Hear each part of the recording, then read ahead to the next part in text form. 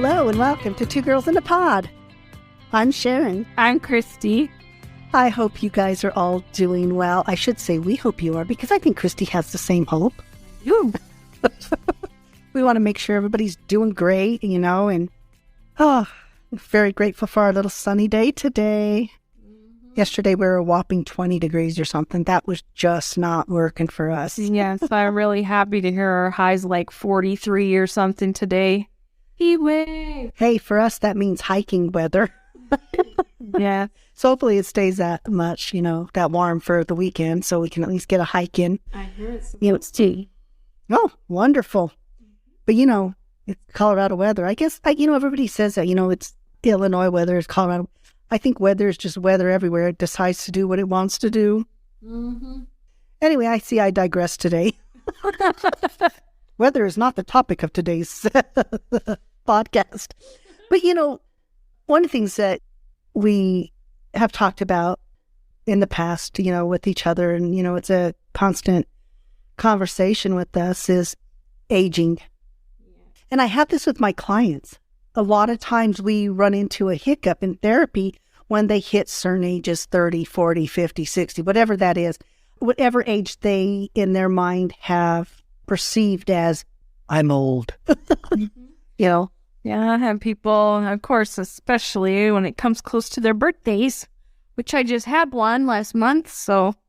But I think that people give a lot of focus to that. And that kind of does play into the weather part. How many times do you hear people say, it's going to do something, my something's flaring up? And that's the part of aging, I think. Always takes me to that episode of The Golden Girls where Sophia, there's a hurricane coming.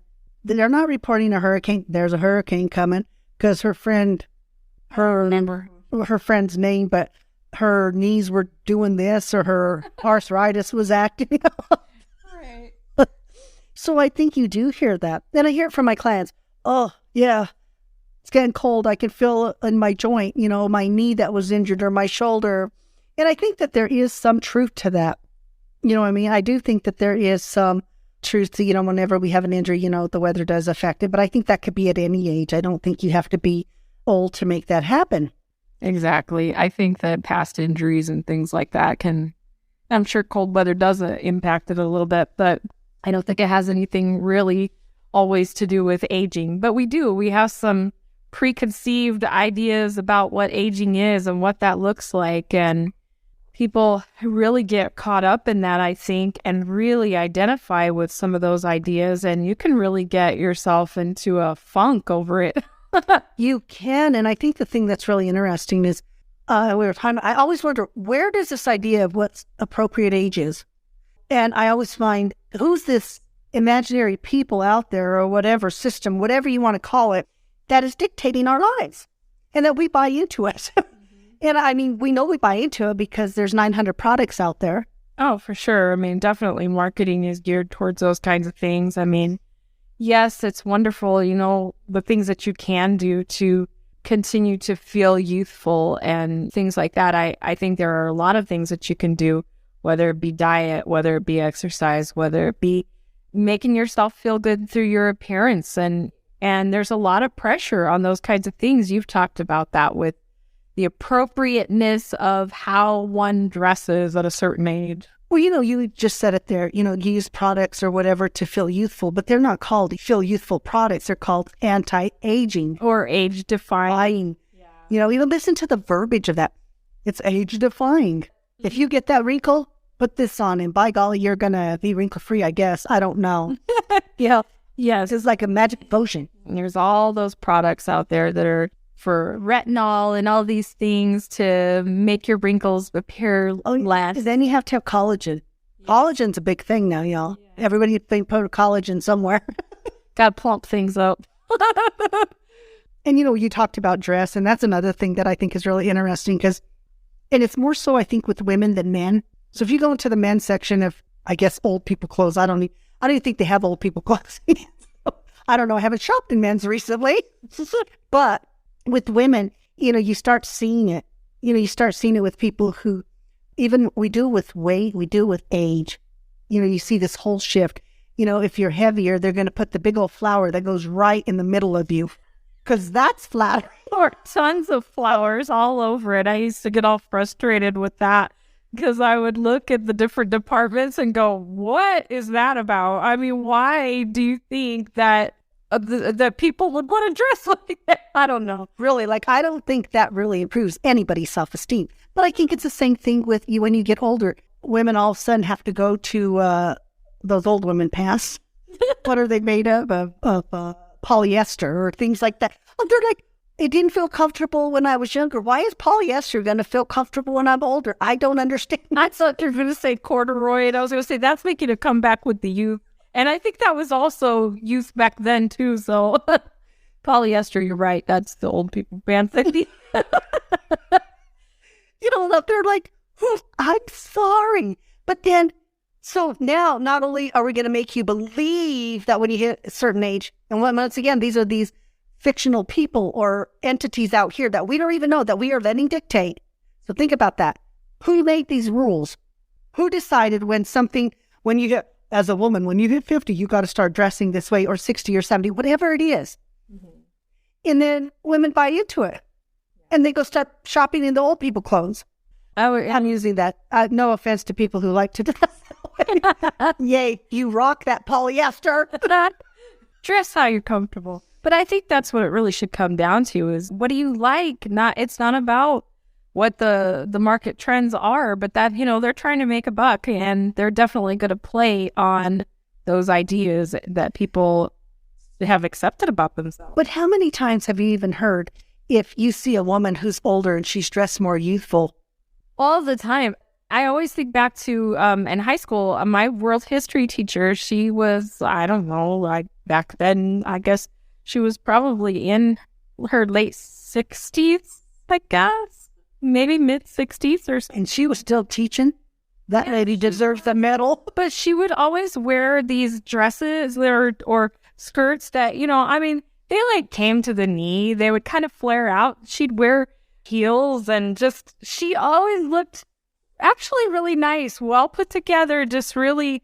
And I always got the feeling that a lot of the other teachers looked at her as though she was kind of flirty, or I don't know what they thought, but she didn't. I don't know. I thought that she just carried herself with a sophistication, and I think that she really liked the way that she dressed. And I don't know what was wrong with that, but I got the feeling that a lot of people thought that she just did not address her age. But how many times as you're sitting there thinking that you've heard statements like that? And I think, Ethan, I will say this, I have not really heard that as much about men. No. But I have heard a lot of statements about women. Well, why is she dressed like that? What does she think she is, in her 30s? Mm-hmm. Or who is she trying to? It's all those things that come into play with that, And I have a client, and she just turned 50. It was a little hard for her. Okay, it was a lot hard for her. And so that was but everything else on pause that we're working on because now we have to address age. But how many times in therapy even we have to pause with some type of therapy. We're on a roll with therapy, but a birthday's coming. And then it's like, oh my gosh, now we have to stop, address this because it's messing with their head. So somehow it's like they think when they reach this age that something automatically changes. And helping them to understand nothing's changing. The only thing that's changing is your thought process about who you think you're supposed to be, because some of these imaginary people over here are telling you you're supposed to be. Mm-hmm. And she said, but I want to still dress the way I dress. Well, girl, dress the way you want to dress. Exactly. Once again, we put on this pressure. Then we wonder why people maybe don't age as gracefully as they possibly could, because we're so busy worried about what we're wearing. And you're getting old, so your hips are filling out. This is sagging, that's sagging. It's like, good Lord, I feel like we're this piece of putty or something. And it is, as we each just trying to keep going down and out and morphing into a pile. Pretty much. Use that visual, didn't you? Yes. But that's what I mean. We let imaginary, arbitrary, made up crap dictate to us. And at some point, I think we're all guilty of it at some point until we get older and wiser, I guess. See, you have to get old to get wise. But if you get old, then you're all wrinkled up and auto shriveled up or whatever. Used up.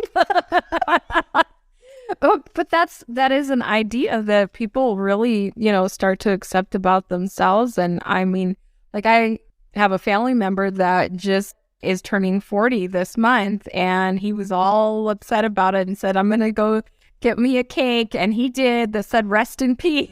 And I was like, it's just so crazy to me that people have these concepts that they're so identified with, that they feel like that they can't do, or that. I think a lot of people, they stop doing things that they love because they have this idea that because of age, they're not supposed to do those things anymore.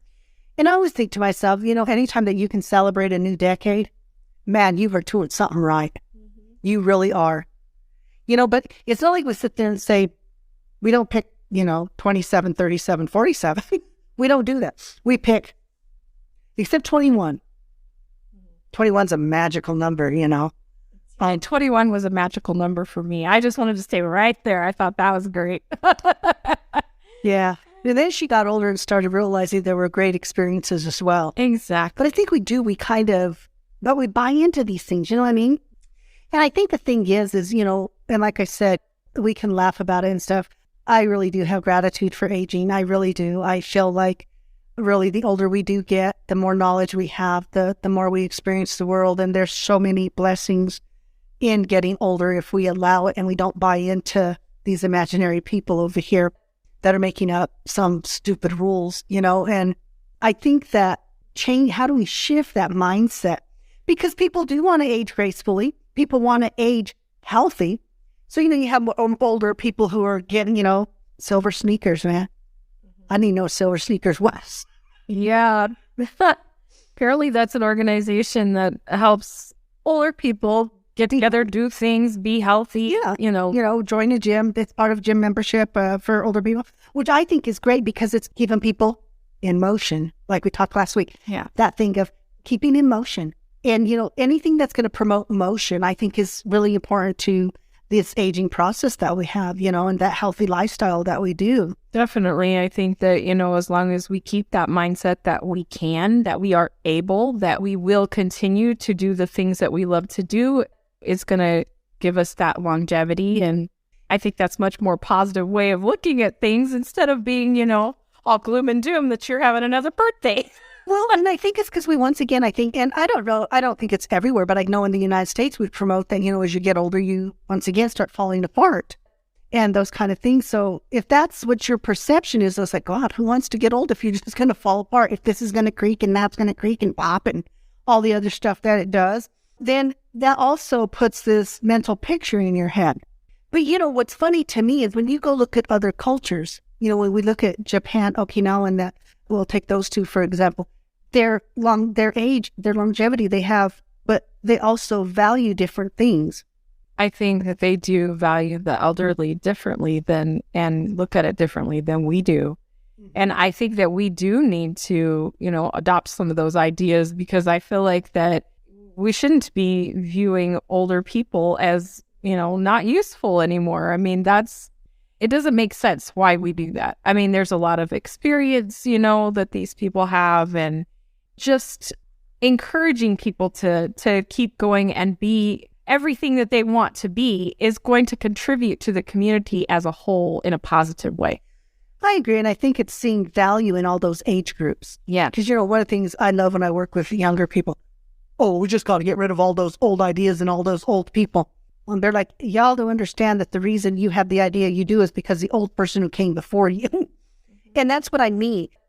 And I understand if you feel like as you age, you're going to become obsolete, that you have no value, then who would want that? That would be a scary prospect. You know what I mean? Well, and I think that's what people don't realize is that in accepting all of this that society perpetuates in our mind, these ideas about that, I think that a lot of times those become self-fulfilling prophecies, basically, when you accept that about yourself and think, well, I'm too old to try this or do that or whatever. I had just seen an article not even that long ago about a woman that was like 90 something, and she had written some music something and it was like this really big deal. She had won some kind of prize for it and all this, and it didn't happen until she's 90 some years old. And I'm thinking, took that 90 some years to be inspired. Hey, it happened, So I thought that was pretty cool. I'm thinking, there's so many times that people just think I'm too old to do something. And I think that's the thing too. And so think about all the opportunities missed because when we have the mindset, once again, of these imaginary people who make up this crap. And if you're one of the imaginary people hearing, it's crap. This is one I will stand firm on. When we sit there, we tell people, when you get to this age, this is what's going to happen to you at this age and this age. Nobody knows that. We have more control of that.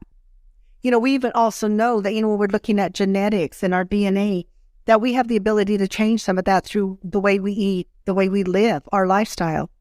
What are we doing to enhance our life in those moments?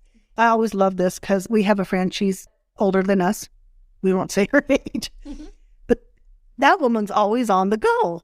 Yeah, I freaking admire that about her. I was going to say the same thing. I agree. She embodies that whole thing of just keep going. Like AJ is just a number. I mean, she does say about how old she's getting, but you can't tell through her behavior. No, her behaviors is such that she still goes out with friends and has a good time like every weekend pretty much. Oh my goodness. She could put a 21-year-old to shame. Yeah. She was in Arizona. Now she's getting ready to go to Cabo. And I love that energy about her. She is not going to go and sit on the sidelines and let life happen. And that's what happens when people start to get older in our society, when we listen to those imaginary people or whatever, that you start to sit on the sideline, but you're sitting not on the sideline just to everything around you. You're sidelining yourself for your own life, for your own experiences. That's insanity to me. I just don't get it. It's not fulfilling. No. I'm always encouraging, my clients, our friendships and all that, be active, go out, do stuff. One of the reasons we love hanging out with Kathy G a lot is because, vacations with her is we're going to do some type of hiking or something in nature. I love that about her. She skis and she takes up biking. Now she did mountain biking. That one was crazy because they're like, what? And then she just did scuba diving. She didn't even take up mountain biking until when?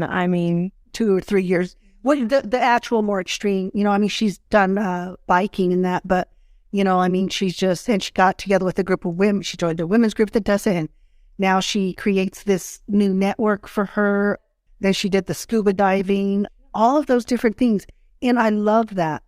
And I love that philosophy that she has too of, she takes those chances. She wants to experience things. Once again, scuba diving is not for us. We're still undecided about snorkeling even, but we're willing to give it one more try, maybe, possibly.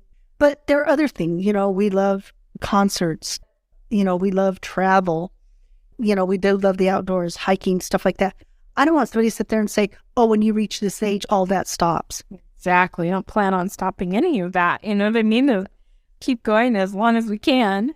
I was reading this article. It was really funny because they asked this, he was Japanese or Okinawan, I don't know which one, but he was like 90 years old and he was still a physician and doing his practice.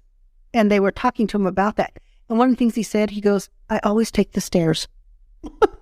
Even at 90, whatever years old, he's still taking how many flights of stairs up to his office, staying active. He kept in motion. When we keep our body in motion, our mind in motion and all that, we create longevity. And of course, the younger you can start, the better off you are when you can, have that physical activity and that.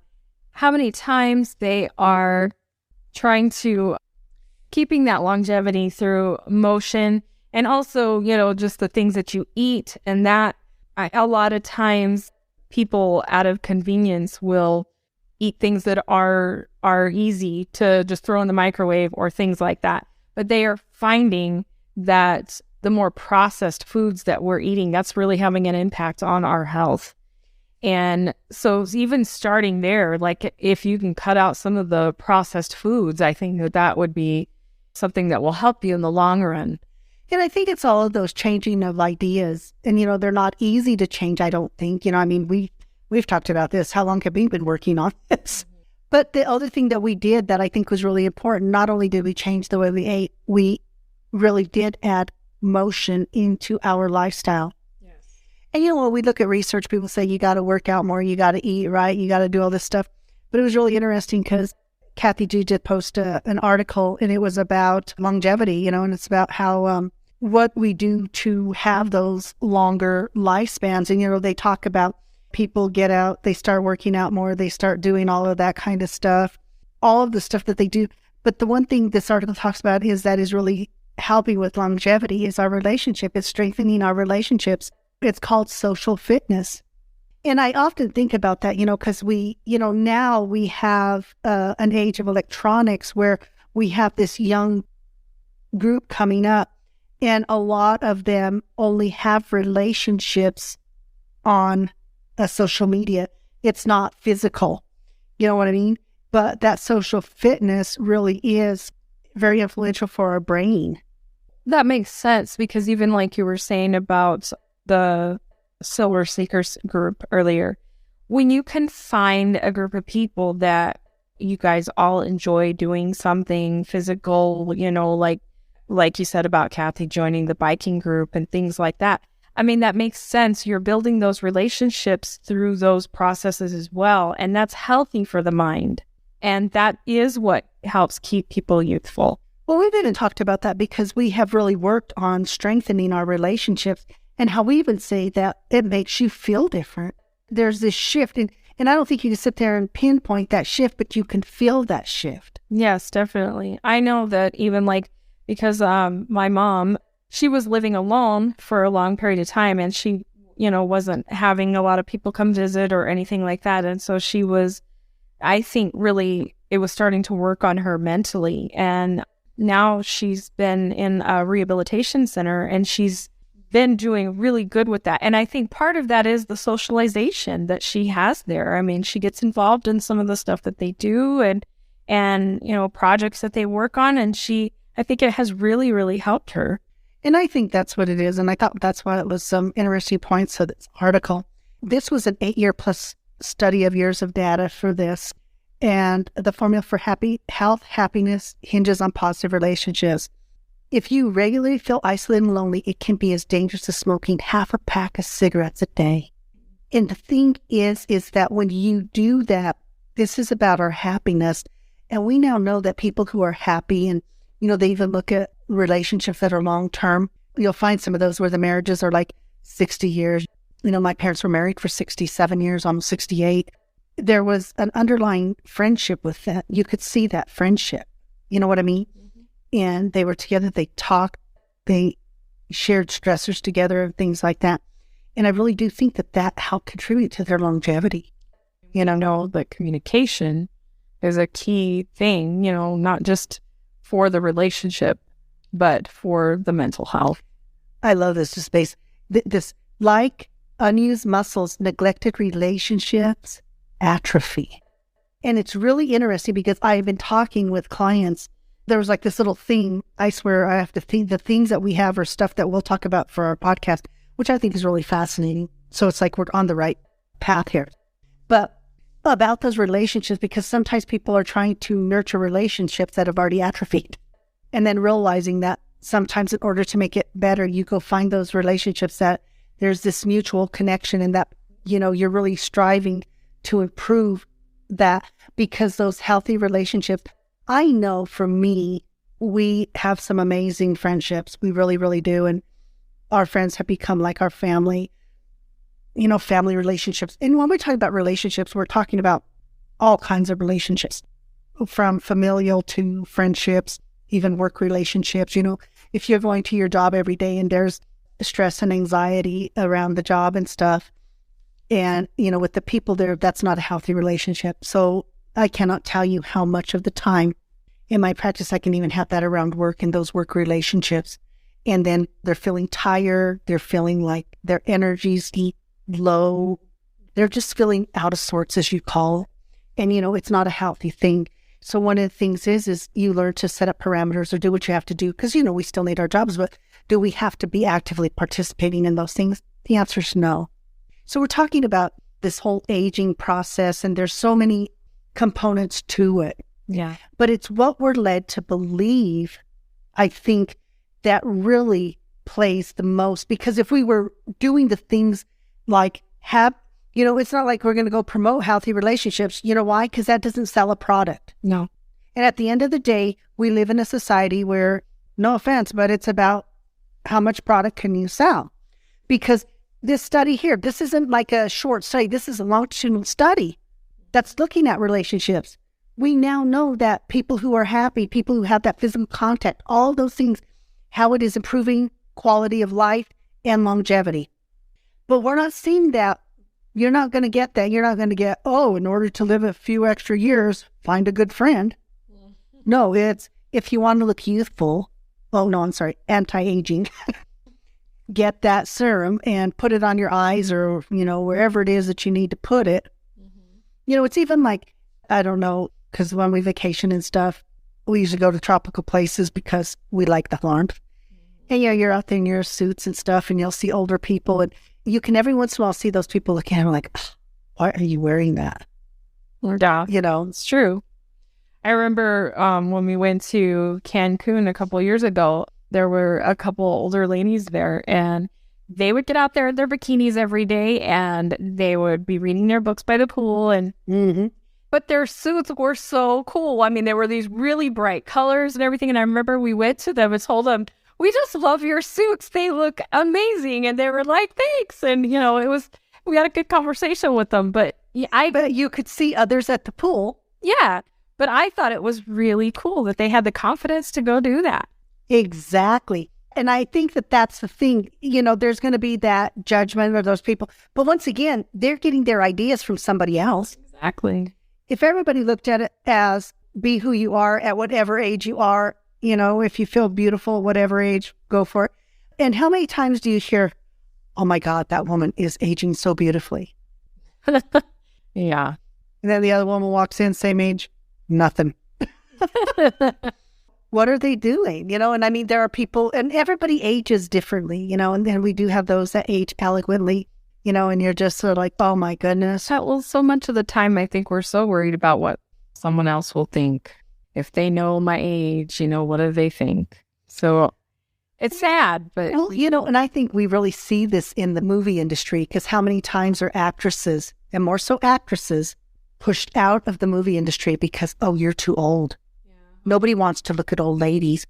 Well, let's go throw George Clooney and all those other men in there, you know, and they're whatever. There's salt and pepper hair. Yeah. Sometimes it's all just salt. I've seen that too. But do you see what I mean? We help perpetuate that. Each individual who sits there and buys into that crap and makes those comments about those people. Oh, yeah, she's too old. She can't be act. But how many times, and I don't remember who I was reading the article on, and that's what they were saying, you know, they really love the industry. But, you know, it's like, oh, we're going to go out of it. But I thought that was funny because I was watching with DC. It's been taken over by James Gunn, who was part of Marvel and did all that. And, you know, he's gotten... or I don't know how we're supposed to correctly say this. He said he doesn't get rid of them. We didn't fire him because we didn't hire him. Whatever. But one of their things is they want to start with younger actors to do this. And I get that. But it's like sitting there and saying, you were good while you did it, but now you're too old. You know, and I get that. And I think there are times when we have to say, you know, I can't do this anymore. And I loved when Dave Bautista said that about his character, Drax. He goes, I'm 51 years old. I don't want to keep putting on that stuff, you know, and he was willing to say, let's leave it to somebody else. I did my time. I was good with it. But he didn't sit there and say, I'm done with acting. I'm done with that character. Yeah. But to even acknowledge at 51, I don't want to put my body through this. You know, when we do get to that place, you know, but sometimes it's when we're young, people make decisions of, you know, I don't want to put my body through this, you know, and I think that that's what it is. You know, when we look at the sports industry, when you hit 35, you're out of there. Yeah. 40, you're really over the top. Right. And it can be regardless if you have the ability to do it or not, because people are looking at that number. Yeah. And once again, these are all just made up. This is all just made up crap anyway. Mm-hmm. And once again, this is my personal opinion. I think it's made up stuff. But it's made up, and then we buy into it. Once again, we have this thing, and I don't want to sit there, when it says, oh, when you turn 40, we put that into our head when somebody sits there and says, oh yeah, well at 50, this is what happens, or at 60, this is what happens. Then pretty soon that person who doesn't even have that starts having that. Because our brain is very powerful when it hears messages. It will create it. It doesn't have a problem doing that. Yeah. But it's not healthy for us either, I don't think. It's not. I mean, I really feel like that in doing that, we really limit ourselves. But so many people, so much of the time do. We just buy into, and it's a marketing ploy. It is. And like I said, we're not sitting there having commercials on, in order to have longevity, build up those relationships, because when you have those relationships that are healthy and stuff, it decreases stress, which we know stress affects the body. You know what I mean? So if we were really working on what's going to help us have longevity, it's creating ways to decrease stress in our life in order to have that longevity. But we're not going to promote that, because that is not what's going to make money. Exactly. It doesn't sell products. But we're here to promote that because it is important. It is important to the longevity that we have. It is important for us to continue to look at ourselves as individuals and what is it that I can do outside of what somebody else's idea of what I am at each age. First of all, not buying into it, because like I said, I mean, we know that there are different things that we can do. Like we've already mentioned, about being more active and things like that. And those are definitely, even if it's just walking, you know what I mean? I mean, it doesn't even have to be a major thing, but that in itself will help to build up not only the body physically, but the confidence that goes with it, I think. Exactly. But I think that's a really good point, because I think too, when people look in the mirror and they see, if they're sitting there with their mind of, oh my God, I'm 50 or 60 or whatever it is, there's this old person looking back at me. That's a mental thing that we create. It really is. And that's not to say, go do the age-defying things, but don't do them because the idea is you're not enough or okay with who you are. If you wear makeup, it's not because I'm not going to sit here and say don't wear makeup. Who doesn't like to wear makeup every once in a while? Get all gussied up and look good. Come on now. Exactly. There's you can do those things to make yourself feel good, but it's not about thinking that you are inept or no longer valuable. But if I'm wearing makeup to feel value, that's different. If I'm wearing makeup to just enhance what I already have, those two are two very different concepts. But I think, go do the age-defying creams or serums or, I don't know, collagen, Botox. I don't know. There's all sorts of stuff that goes. Retinol and all those things. Dye your hair, whatever it is. Do all those things. If it's about enhancing what you already know is truly wonderful and amazing. Yeah. That when you look in that mirror with or without it, you say, man, I am rocking this life. I am rocking me. Yeah. Then it's okay, because then it's just adding to.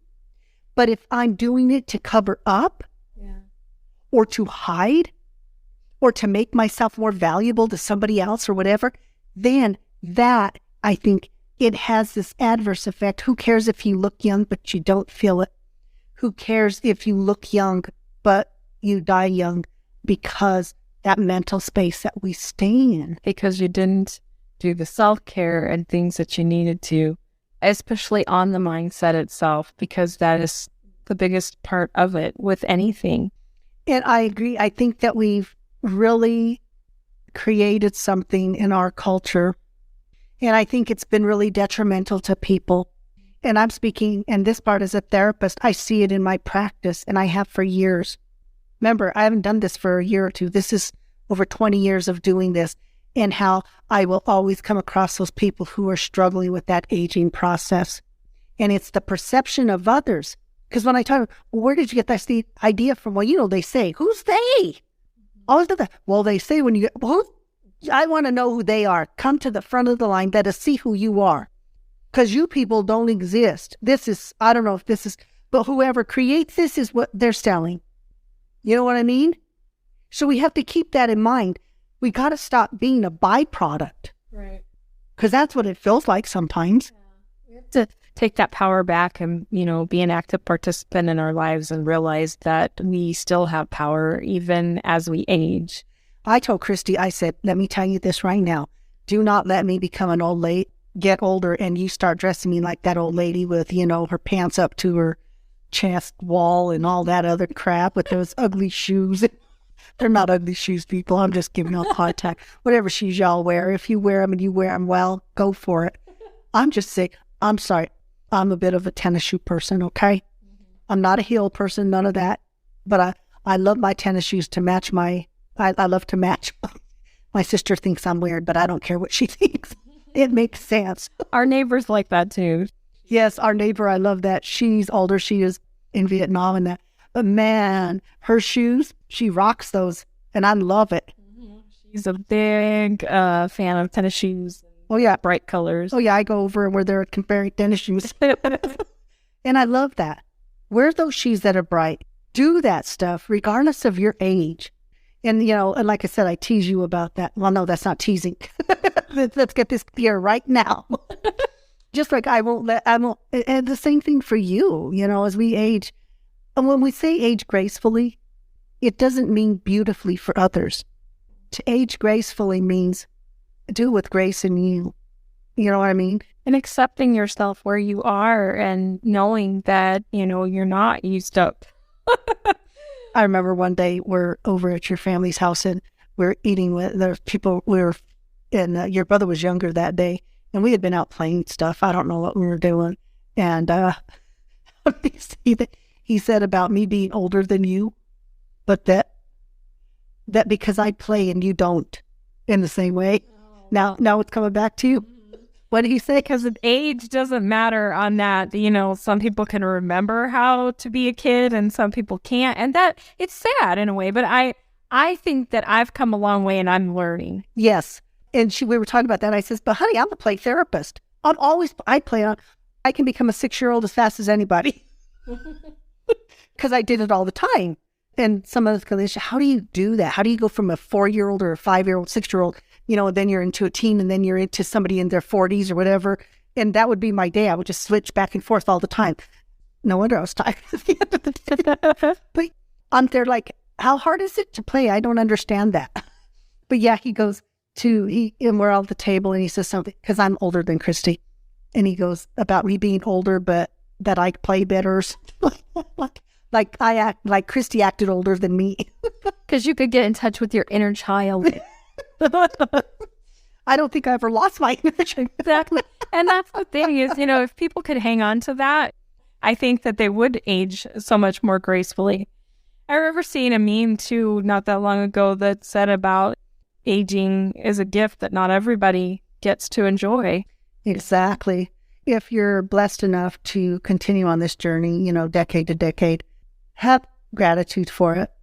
Have a sense of wonderment for it, because it's this wonderful journey that we get to be on, and each year, each time, all of those experiences that we get to have, whether there's some little trivial thing that doesn't matter to somebody else, but it's immensely important to you, that's so valuable. And there's, realizing even as you age, there are so many of those moments to still come. Absolutely. And I think that's the thing. And that's why it's important to have little goals, or those bucket list things. I get it. Have your bucket list. And I'm so grateful on this journey that we've been on together. We've got to do some stuff on our bucket list. We still have, our bucket list is endless, because we'll find something new and we're like, oh, we got to go do that. Oh, we got to do that. I hope everyone's bucket list is endless, just because it always gives you something to, strive for. Exactly. And I think that also having those bucket list things really helps us to feel young and stuff like that. One of the things is I was talking to one of my clients and they also watched the Golden Girls. What I loved about the Golden Girls is they were these women who were older, but were living life. Oh, yeah. They were living life. They were loving. They were having relationships. But the relationship that they developed with each other in that series, it was that relationship that contributed to that longevity for them, that caring, that nurturing. I just think it's this amazing thing, and it showed aging in a graceful way. I think so too. And it showed beauty in a graceful way. Do you know what I mean? Yeah. And so I think that, and for anybody out there who has never watched The Golden Girls, I can't even imagine.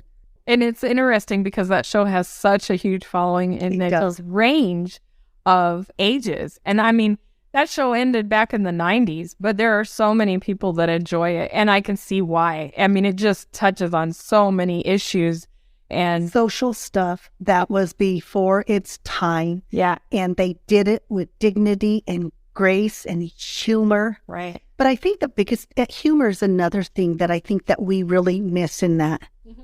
To laugh and to have humor as we age is something that fills us up in a different way. And that's what I love about our relationship, because sometimes we can laugh at the stupidest things. And sometimes we're laughing so hard and she'll tell me, "Stop making me laugh." And it's such a fun time. And I love those moments with you. I love that we have quite a few of those moments. And I think it's important because I think that's that contributing factor to that longevity that we have. I think humor is a huge deal, a huge component to maintaining that youthfulness. Yes, because humor, laughing, decreases stress. Yes. And, you know, at the end of the day, what we're talking about is, you know, really, once again, if we're going to promote anything, it's promoting those things that decrease our stress levels, those strong, healthy, loving, nurturing relationships, the ability to laugh. And, you know, any of you out there who have laughed so hard you've almost peed, then you have truly lived. You know what I mean? Yeah. And I think that's the thing that's important. It's really important to keep doing those things that bring you joy. That's how you maintain that youthfulness, I think. And once again, nobody's selling that product because it's not a market. And I get it. You know, it's about making money and stuff like that. Who doesn't like money? For the simple fact that money provides us with those bucket list items. You know, that's why we like money. But it's a tool. Mm-hmm. And that's what you have to look at it as. And so, you know, I think those are the things that are important. And I think it's important to do things that fill you up, that bring you joy, that bring you that sense of peace and safety, security, whatever that is. Those are the things that truly lead to that longevity. So it's not about anti-aging. It's about aging with grace, dignity, respect for yourself, mm-hmm. and remembering those imaginary people that we don't know because they haven't come forward. Yes, we do. They're the corporations that are marketing. And you're probably right. It's for all of you out there. It's not saying don't use those products. Right. Don't enhance whatever. But just don't let it be that you're doing it because you're afraid of aging or because you think there's something bad about aging or all this negative stuff about aging. Do it because you want to enhance the beauty that you already have. Mm-hmm. You know, that's what it's about. Wear the clothes you want to wear. If you're 50, 60, 70, 80, I don't care what age you are, wear it proudly. Be you, because that's all you can be. But we're so busy being what everybody tells us to be. If you open that book and it says, oh, when you hit 50, 60, this was that, close it. Close it. No, because we're all individuals. Those are generalized statements. Very. And that's what you have to realize. And I feel like, you know, as much as you can perpetuate that intrinsic joy, that's the real age-defying right there. Yes. The age-defying is those relationships, having that motion, getting up and walking, laughing, all of those things. That's what's age-defying. And it's not buying into somebody else's idea of what age is. And when people sit there and say, you know, well, act your age, I'm always there like, well, tell me what that's supposed to be. I'm acting, I can only be who I am. And I always love it if a little kid asks me what my age is and parents will say, oh, you can't ask that. And I'll always tell them. And oftentimes I'll get, well, you act like a kid. Just like that. They're like, why, thank you. You know, I don't do kids now, but I am at the place where I do not want to be a jungle gym. No. I still build things with Legos and clay and all that other stuff. And I will still do stuff like that just because I do it, because I enjoy it. We still color in coloring books every once in a while. We do all those things. And the thing is because it's not for somebody who's 6 or 8 or 10 or whatever.